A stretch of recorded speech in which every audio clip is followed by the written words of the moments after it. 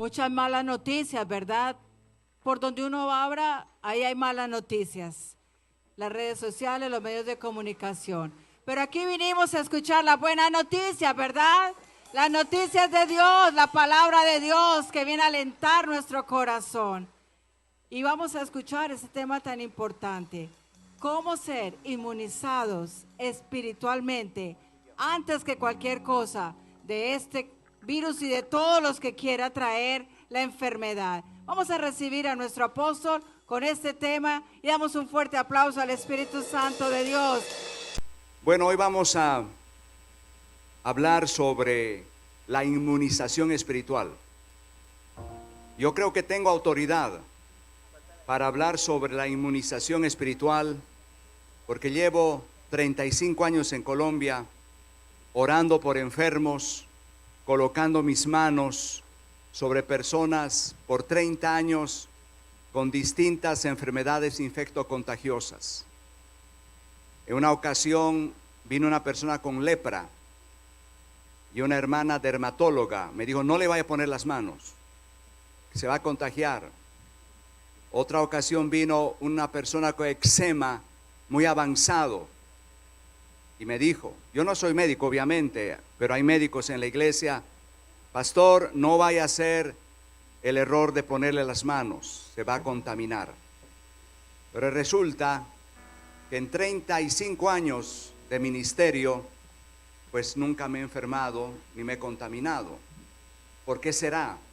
Porque he aplicado durante mi vida espiritual este tema que hoy quiero predicar para que usted, paralelo a lo que el doctor Durán nos ha recomendado, usted la parte espiritual la tenga presente. ¿Qué dice la Biblia sobre el origen de los virus? Dios no creó los virus. La Biblia nos dice que cuando el Señor invirtió 6 días en la creación, hizo las bestias del campo, las aves del cielo, los animales acuáticos, y finalmente crea al hombre. Siempre al terminar cada día de la creación, Dios evaluaba su acto creativo. Dice: y vio Dios que lo que hizo fue bueno en gran manera. Crea las plantas y dice, fue la evaluación que lo que había creado fue bueno en gran manera. O sea que el Señor no hizo la creación a la loca, sino que después de cada día de actos creativos evaluaba, hacía no hay otro término, evaluación, y decía: lo que hice es bueno en gran manera. O sea que los teólogos concluyen que cuando Dios originalmente creó este mundo, no habían virus, no había enfermedad, no había pecado, no había escasez, no había pobreza. Adán y Eva disfrutaban de un paraíso perfecto. Adán y Eva gozaban de una mente plena, de un espíritu en comunión y armonía con el Padre Celestial, un cuerpo que no era objeto de ataques de enfermedades. Adán y Eva no conocían qué era eso de la enfermedad. Eran personas inmunizadas.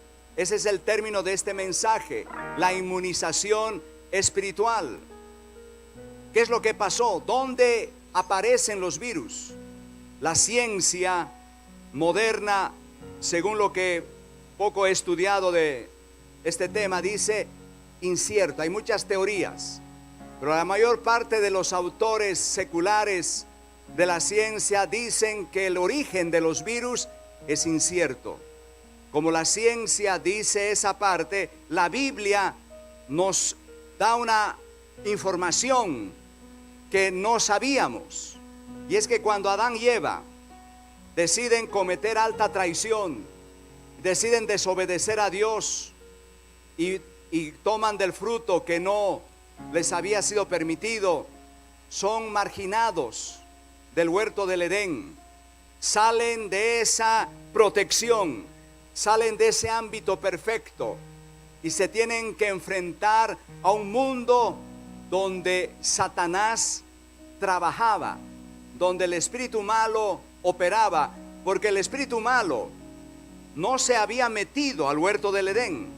El espíritu malo estaba en los extramuros. El espíritu malo estaba viviendo allá fuera del paraíso. Pero cuando Adán y Eva le abren la puerta y cometen alta traición y le obedecen a él en desmedro de obedecer a Dios, pierden el paraíso, son expulsados. Y cuando pierden el paraíso y son expulsados, la serpiente también es expulsada. La culebra también es echada fuera, pero la culebra piensa un mecanismo de venganza.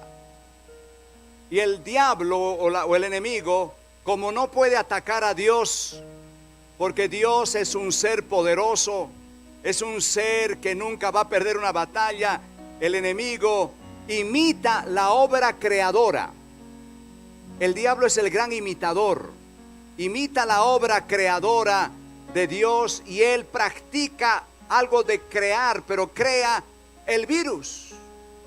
Y si uno analiza algunas fotos de los virus, podemos encontrar que no está tan descabellada la enseñanza bíblica, porque todos estos virus como el HIV, la hepatitis, el ébola y estas otras tienen como una huella satánica. No hay virus bonito. Es como si el diablo, déjenmelo ahí un momentico, es como, sí, siga mostrando, es como si el Satanás en su afán de venganza, en su afán de atacar, en su afán de hacer daño a la raza humana, plasmara su imagen. Dios creó al hombre a su imagen, plasmó la imagen de Dios en el hombre. El diablo, el espíritu malo, plasma en estos microorganismos, estos agentes infecciosos que venimos luchando por siglos, plasma su imagen, plasma su espíritu, de modo que los grandes predicadores pentecostales y carismáticos de este gran movimiento mundial predican, como William Marion Branham, grande predicador americano del siglo XIX, que el espíritu que les da vida a los virus es el espíritu maligno. Ese espíritu tiene vida, ese virus tiene vida. ¿De dónde vino la vida? La Biblia no se puede contradecir. Dios no pudo haber creado algo malo. Dios no pudo haber creado algo nocivo, algo dañino. Dios no pudo haber creado algo que nos va a hacer daño. El enemigo es el autor de esta vida que se le da a los virus. Pero entonces, ¿cómo podemos espiritualmente combatirlos? Antes de hablar de ese tema de cómo combatir espiritualmente a estos microorganismos, pues la Biblia habla de ellos demasiado. La Biblia los llama, número 1, pestes, número 2, plagas, número 3, pestilencias. Esos son los 3 términos que aparecen en la palabra de Dios. La Biblia los enmarca dentro de las maldiciones de la ley. En Deuteronomio 28 aparece un listado impresionante de las maldiciones que caen sobre la raza humana. Es llamada la maldición de la ley. Y en esas maldiciones aparecen estos frases, estas epidemias que nosotros lo conocemos como información científica. Deuteronomio 28:22, vendrán epidemias mortales, fiebres, malignas, inflamaciones. El versículo 59, vendrán sobre ti plagas terribles. El libro de Levítico, el 26, el números 14, Apocalipsis, lo califican dentro del marco de pestilencias. Y Jesucristo habló de los virus cuando Él anuncia que en los últimos días vendrán, según Lucas, el Evangelio, según Lucas 21:11, en los días finales habrá hambres y pestilencias. Pestilencias. Pero gracias a Dios no estamos desamparados, tenemos un arma poderosa.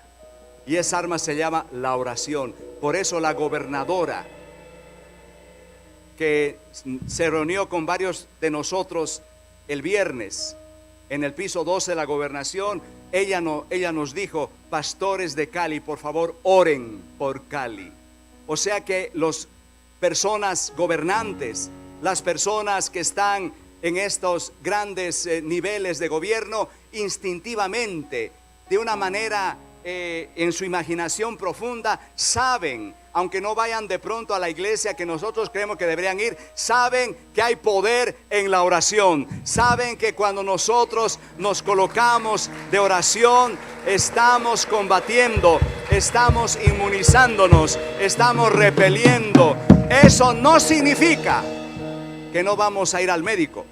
Eso no significa, porque si nosotros solo tomamos una verdad, nos volvemos fanáticos. No, bajo ningún punto de vista. Tenemos que ir para la salud de la vida de nuestro cuerpo, ir por una carrilera. Por este lado la medicina y orar por los médicos y seguir yendo donde ellos. Pero por este lado, un paralela estrategia, practicar la oración, porque así lo expresa el Salmo 91, que si oramos y si habitamos al abrigo del Altísimo y moraremos cerca de nuestro Creador, ninguna plaga tocará tu morada. Ninguna plaga.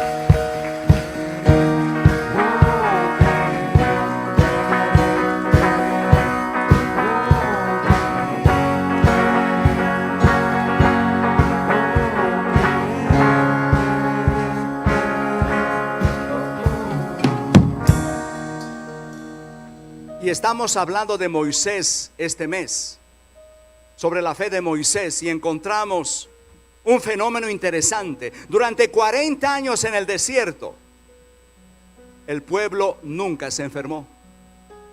40 años transitando rumbo a la tierra prometida. Y ahora les voy a explicar por qué no se enfermaron, excepto de un episodio que está en Números 21, donde el pueblo de Israel comienza a renegar contra Dios, comienza a pecar, a hablar mal, como el pastor Dávalos daba testimonio, a blasfemar, a cuestionar, a dar palabras desobligantes, de incredulidad, de queja, unas palabras contra Moisés. Y dice que en ese momento se encontraba en el Golfo de Acaba. Y según el grande teólogo Fawcett, es un lugar desértico donde hay muchos escorpiones y muchas culebras. Y según el relato de Números, dice: por cuanto comenzaron a pecar, vinieron serpientes ardientes y los mordieron. ¿Y qué clase de veneno les habrán inoculado a los pobres judíos? ¿Quién sabe qué clase de microorganismos infectocontagiosos habrán penetrado a la humanidad del cuerpo, de las venas, arterias de los 3 millones de caminantes? Y comenzaron a morir en el desierto por montones, por mucha gente muriendo. Y Moisés, en el desierto de Acaba, en su desespero, practica la oración y le dice: Señor, hemos sido atacados por una plaga en el desierto. Todos estos años las culebras, los animales ponzoñosos se hacían a un lado, nos miraban y se replegaban. Pero ahora tu protección ha sido levantada y estos reptiles nos han atacado. ¿Qué hacemos? Y Dios le da una orden extraña. Le dice: hazte una culebra de bronce, haz una culebra de fundición, colócale una asta y levántala en medio del campamento, y todo aquel que mirare, el que solo mirare esa culebra de bronce, esa serpiente de bronce, será sano. Parece algo mitológico, parece algo ilógico y de cuento de hadas, pero así lo hicieron.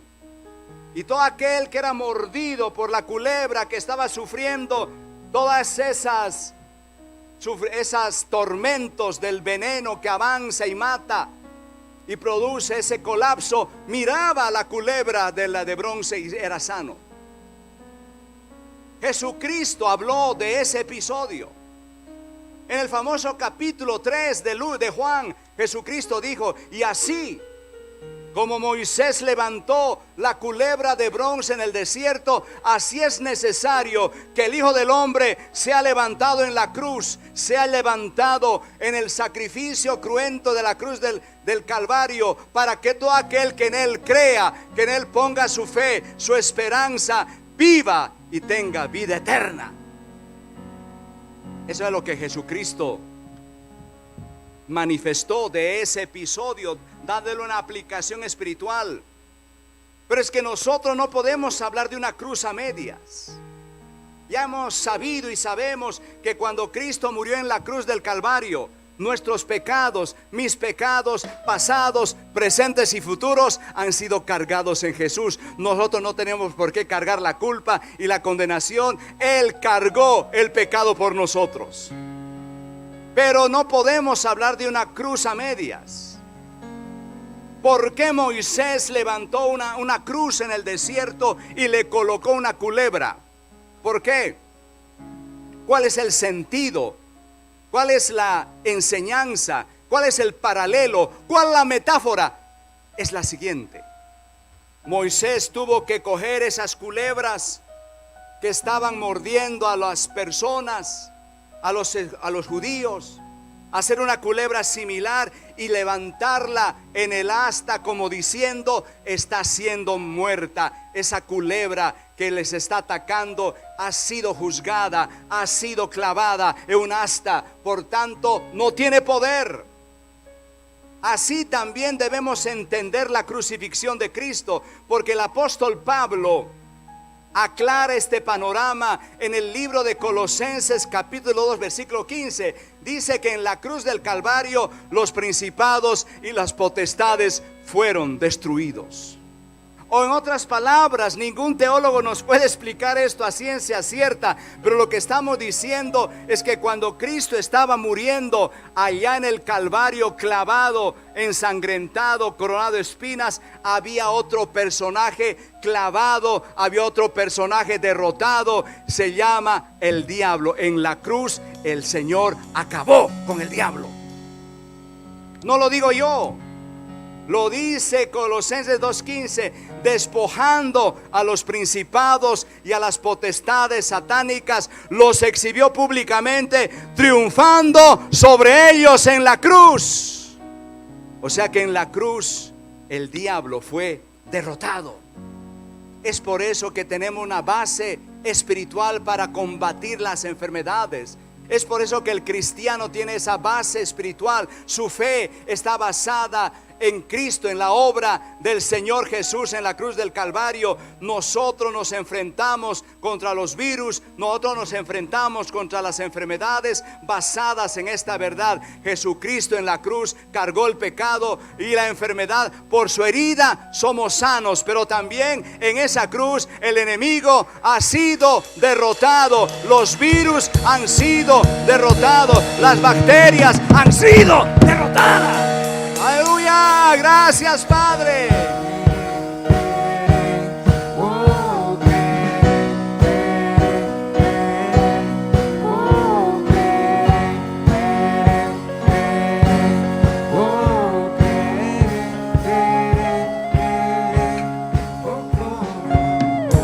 Voy a contarles 3 anécdotas de la vida real. La primera, el grande predicador Spurgeon en Londres, de la iglesia Tabernáculo Espiritual de Londres, que en el siglo XIX al final, entrando al XX, era la iglesia más grande de Inglaterra. Llegó una plaga tremenda al pueblo londinense. La gente empezó a morir en las calles. El pastor, en su desespero y en su corazón de poder colaborar, porque los médicos, las enfermeras en Londres luchaban por la salud de la gente, los hospitales colapsaron, los centros de salud no daban abasto, ya la gente tenía que morirse en las calles, en los parques, la gente moría en sus casas. Una plaga terrible, la peor que jamás había golpeado a la capital británica. El pastor salió a orar por la gente, a colocar las manos, los enfermos, colaborando con la medicina y orando, y algunos eran sanos. Pero en ese trasegar él se contagió y él se empezó a sentir mal, vómito, diarrea, malestar, debilidad, y tambaleantemente, cogiéndose de las paredes, emprendió el retorno a su casa. El grande predicador Spurgeon iba a morir, no había medicina, no había qué hacer, y decía: Padre, mientras caminaba penosamente rumbo a su hogar, decía: Señor, te he servido, he predicado tu palabra lo mejor que he podido, he hecho tu obra y he salido a las calles a orar por la gente, pero ahora estoy contaminado. Siento que me muero. Y caminando por una calle, pasó por una zapatería de un zapatero cristiano. Estaba cerrada la zapatería, pero había un letrero: Salmo 91, ninguna plaga tocará tu morada. Él se quedó observando ese letrero, el Salmo 91 que tantas veces él había predicado, el Salmo 91 que tantas veces él había expuesto a la congregación. Ahora resaltaba para él, ahora le llegaba a él. Él, sin tener vergüenza de nadie, se arrodilló al pie de esa zapatería, observó el salmo y dijo: Padre, que ese Salmo 91, ninguna plaga tocará tu morada, actúa en mi vida, yo creo en tu palabra, yo soy cristiano. Y se quedó allí y se levantó totalmente sano. Ninguna plaga tocará tu morada. Ahora saltemos a 1950, Australia.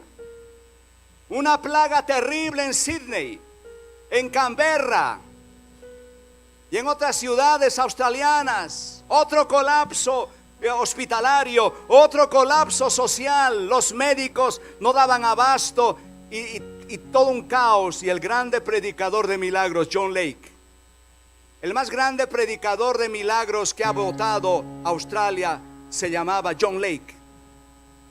Y John Lake estaba orando por enfermos, imponiendo manos, porque la Biblia dice en el Evangelio según San Marcos: sobre los enfermos pondrán sus manos y los ungirá con aceite y el enfermo se recuperará. ¿Cuántos creen ese versículo? Eso está en el Marcos 6, 12 al 13. Predicaron que se arrepintiesen, echaban fuera demonios y ungían con aceite a los enfermos y eran sanos. Y eso no lo hacía Jesucristo, lo hacían los 12, los 70 que Cristo formó. Entonces John Lake hacía eso y la gente le decía: pastor, no sea tan tonto, se va a contaminar. Y él nunca se contaminó. Y se contabilizan muchos milagros en la vida de John Lake, hasta que un periodista lo buscó y le dijo: señor John Lake, queremos saber la razón por la cual usted ora por los enfermos y por los contaminados y nunca le pasa nada. ¿Cuál es su secreto? Y él les dijo: tráiganme a un contaminado. Y le trajeron uno. Póngame el virus en la mano. Y con mucho cuidado cogieron la muestra y se la colocaron en las manos. Un esputo de alguien, una saliva de una persona muy enferma, y se la colocaron en las manos. Y luego dijo John Lake: ahora traigan un microscopio y vean qué es lo que pasa con ese virus. Y cuál no sería la sorpresa del periodista y del médico que estaba allí, que cuando observaron que el microscopio revelaba que el virus moría al contacto de la piel de John Lake. Todos los virus morían cuando tenían el contacto con las manos de John Lake. No estoy diciendo que lo haga, pero ojo. Lo que estoy diciendo es que cuando estamos llenos del Señor, cuando estamos llenos del Espíritu Santo, podemos tener confianza que estamos inmunizados contra los ataques del enemigo. Dale un fuerte aplauso.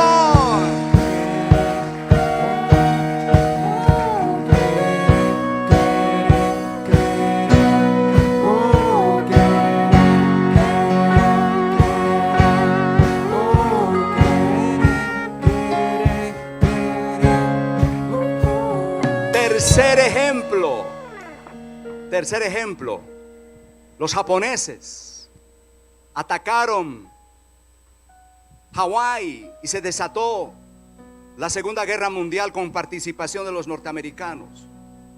Todos los hombres a la guerra. Y había un creyente multimillonario, dueño de 3,000 vacas en California.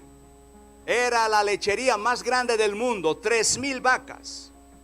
Y se fueron todos a la guerra. Se quedaron solo las mujeres. Y se fueron los enfermeros, se fueron los veterinarios, se fueron los trabajadores. Y las pobres mujeres ordeñando, las pobres mujeres haciendo el trabajo fuerte. Y no hubo poder humano que evitara que 200 reses se contaminaran de tuberculosis. El gobierno mandó a los inspectores y comenzaron a hacer las pruebas a las vacas y detectaron: hay 200 vacas que dan positivo, va a tener que sacrificarlas. Y el pobre cristiano Shakarian dijo: Dios mío, me voy a quebrar. Para ellos es muy fácil decir sacrifique, pero voy a tener que obedecer. ¿Qué hago, Dios mío? ¿Qué hago? Cogió el radio y había un predicador, Kelso Grover. Kelso Grover estaba citando un versículo del Antiguo Testamento, que es el libro de Éxodo 15:17, que dice: ninguna enfermedad de las que envié a los egipcios te enviaré a ti, porque yo soy el Señor tu sanador. ¿Cuántos les gusta ese versículo? Oh, es uno de mis favoritos, aleluya. Es uno de mis versículos favoritos. Ninguna enfermedad de los que envié a los egipcios te enviaré a ti, porque yo soy el Señor tu sanador. Y estaba oyendo la prédica. Ninguna enfermedad. Oh, ninguna enfermedad. Al día siguiente lo llamó: Pastor Kelso Grover, soy el propietario de la empresa lechera más grande del mundo. Quiero saber si toda enfermedad incluye vacas.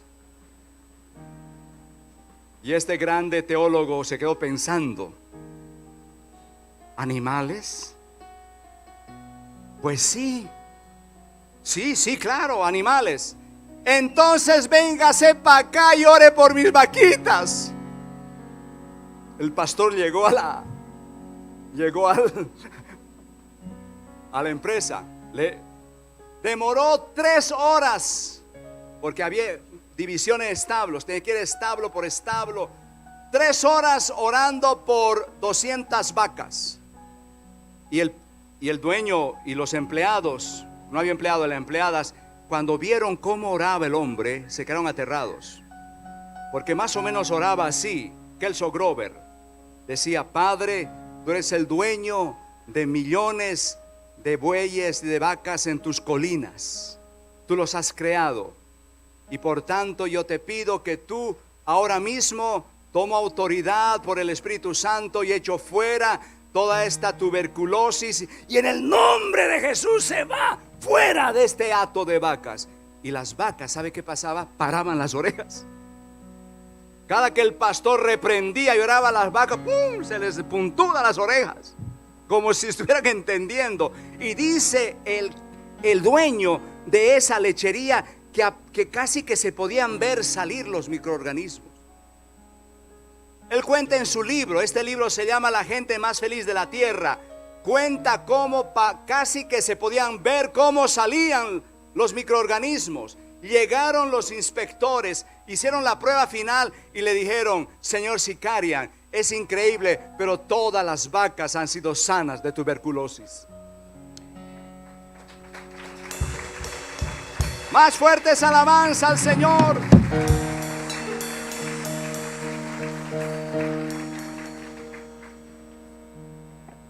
¿Qué debemos hacer en este tiempo?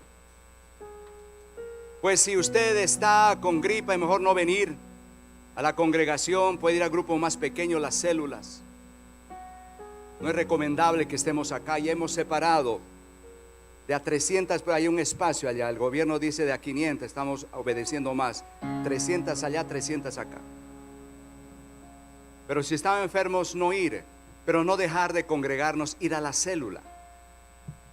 Amén. ¿Cuándo van a ir a las células? A las células sí hay que ir. ¿Por qué? Porque cada célula es una iglesia en miniatura. De pronto aquí no es muy recomendable a la aglomeración, pero las células son iglesias en miniatura, hay menos gente.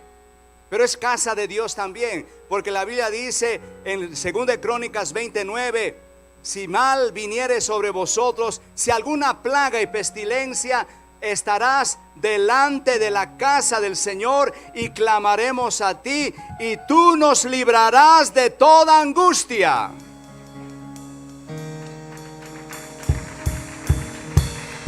O sea, la casa de Dios hay que estar. Número 2, el Salmo 91. Permítame exponerle un poquito. En el Salmo 91 aparece 3 palabras. Aparece plaga, aparece peste y aparece pestilencia. Estos 3 términos están enmarcados dentro de este Salmo 91.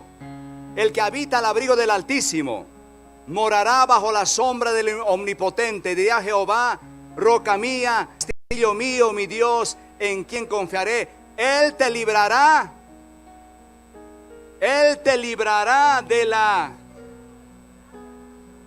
del lazo del cazador y de las plagas. De la peste destructora. Él te librará del lazo del cazador y de la peste destructora. ¿Cuál es el secreto? Habitar en Dios.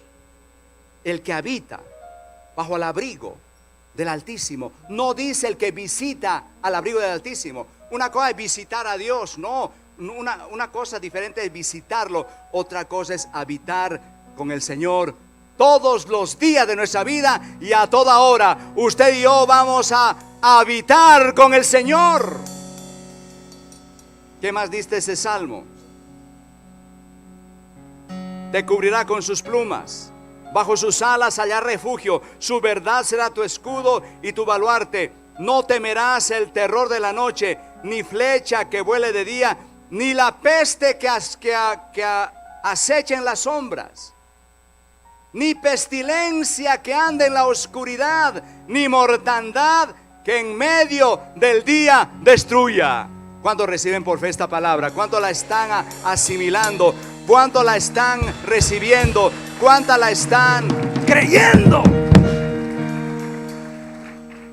El Salmo 91, famosísimo, que todas las familias católicas la tienen abiertas en sus casas, pero no la leen ni la entienden como debieran. Dice, caerán a tu lado 1000 y a tu izquierda 10,000, pero a ti no te llegará. Ya que has puesto, versículo 9, al Señor que es tu refugio, al Altísimo por tu protección, ninguna plaga habrá de sobrevenirte, ninguna calamidad llegará a tu hogar, porque Él ordenará que sus ángeles te cuiden en todos tus caminos. Con sus propias manos te levantará para que no tropieces con las piedras. Aplastará al león y a la víbora, hollarás fieras y serpientes. Yo te libraré porque tú te acogiste a mí, te protegeré porque reconociste mi nombre. Me invocarás y yo te responderé. Estaré contigo en los momentos de angustia. Te libraré y te llenaré de honores. Te colmaré con muchos años de vida y te haré gozar de mi salvación.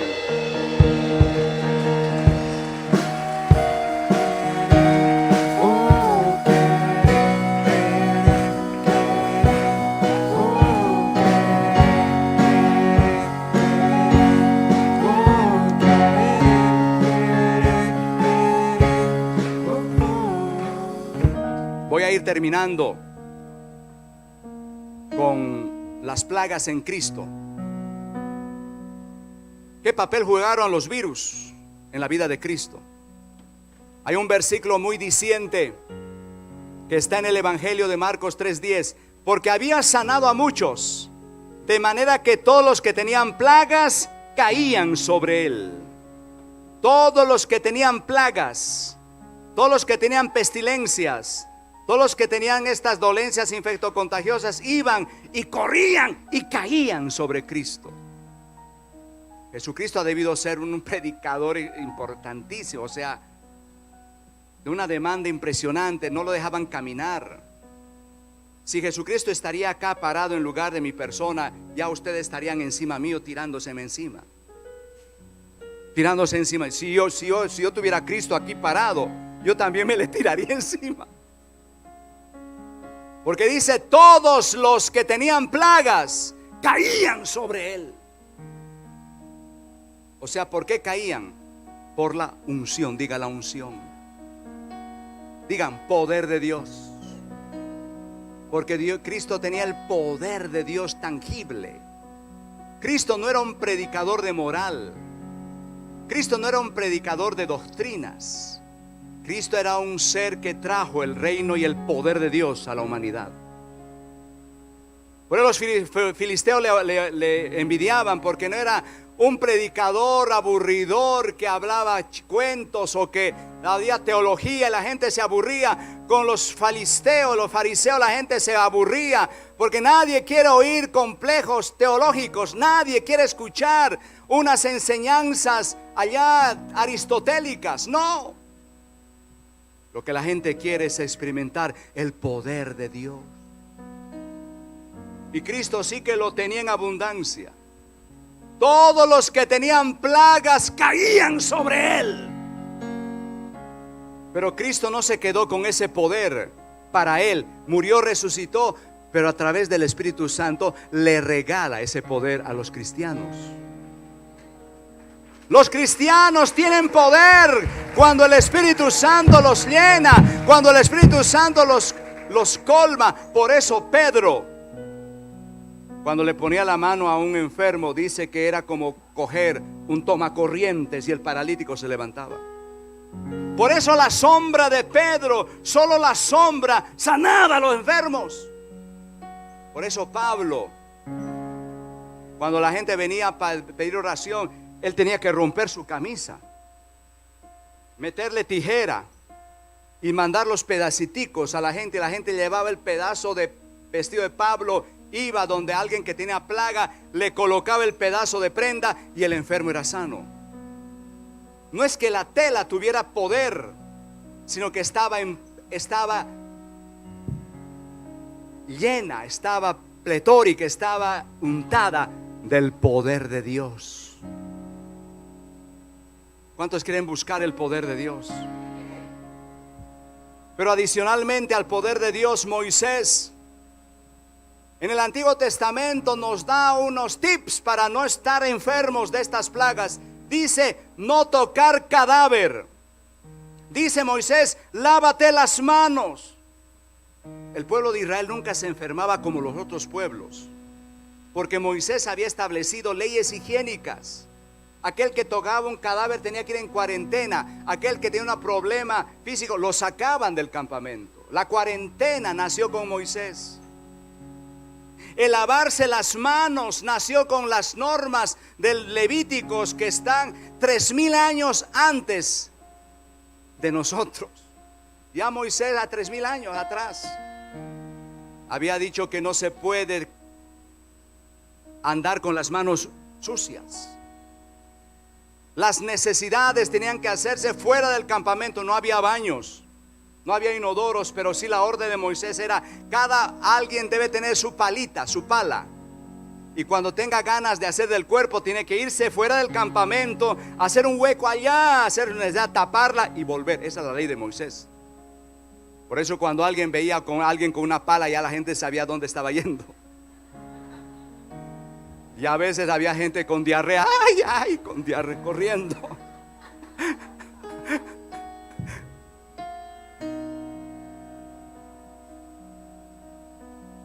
Ahora nos toca saludarnos como chinos. Yo me saludé con muchos hermanos así. Casi me doy un totazo con otro porque tenemos que aprender. En redes sociales dice que lo mejor es comer harto ajo, para que nadie se nos acerque. No lo entendieron. Moisés estableció el ejercicio. Moisés, él estableció el ejercicio, las caminatas. Pero nosotros a veces ni siquiera jugamos fútbol, dejamos de lado el ejercicio. Mire, yo jugaba tenis con una hermana de la iglesia que muy pudiente y era miembro del club campestre. Ella me enseñó tenis, el club campestre.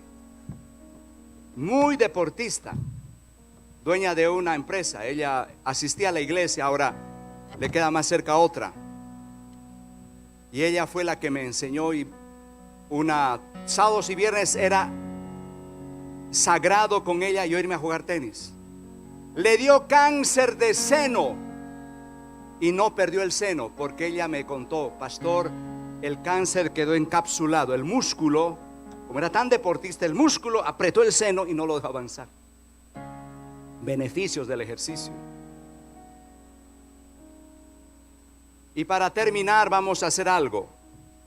Voy a leerles y vamos a proceder a la siguiente acto de fe. ¿Cuántos tienen fe en esta hora?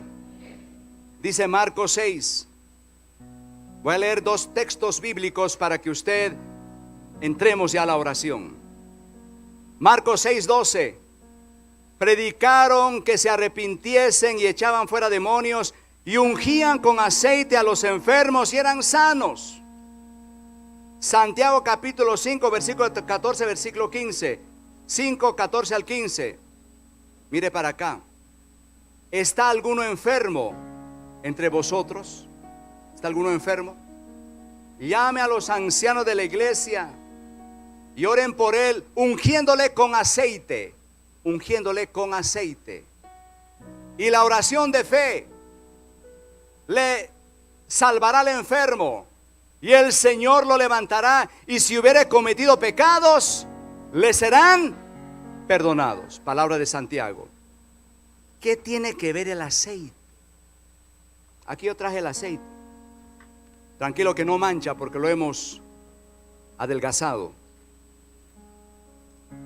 El aceite en sí no tiene ningún poder, pero según estos textos es un símbolo del Espíritu Santo. Los discípulos iban por las aldeas y por las calles de Jerusalén, de Capernaum, y ungían con aceite, y el aceite inmunizaba, las personas eran sanos. Santiago, acabamos de leer, dice: ungen con aceite al enfermo y el Señor lo levantará. Entonces hoy vamos a terminar esta reunión con esta invitación. Vamos a orar, vamos a adorar al Señor unos minutos. Vamos a invocar que su presencia se vuelva más profunda. Colócate de pie y dile: Padre Celestial, gracias te damos por tu palabra. Hoy he escuchado tu palabra. He sido ungido con el aceite de la unción que está en la Biblia. Hoy me voy lleno de tu presencia, lleno de tu unción, lleno de tu fuego. Que tu palabra corra y sea glorificada. Que sigamos en las células predicando y dando crecimiento a la iglesia.